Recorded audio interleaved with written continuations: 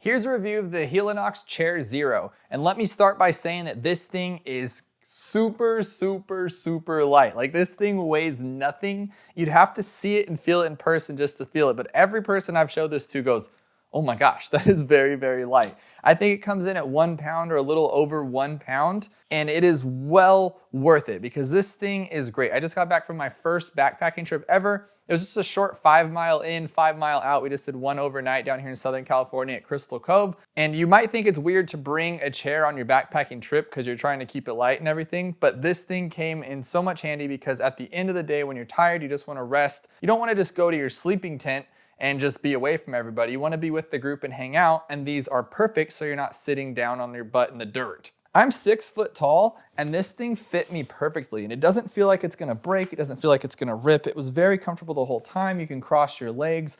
We just sat around and just ate our little dehydrated foods and relaxed, played some games, and was comfortable the entire time. Now, it does have a backrest on it, and I can kind of just lean back like this. It's very comfortable. But I think what makes it as equally as great as a chair is the fact of how much it packs down and what it turns into and how easy it is to store it and to carry it. So you're not, in any way is this an inconvenience. It is very much just something else you bring on your trip and don't even think about it, toss it in your pack and you're good to go.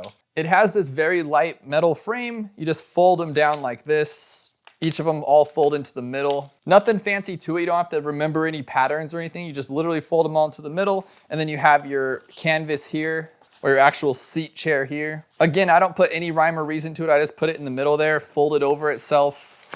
Nothing fancy at all. I don't think it really matters. And then I just kind of fold it over itself just like this. It comes with a little bag. You just shove it all in there, and once you're good, you cinch it up.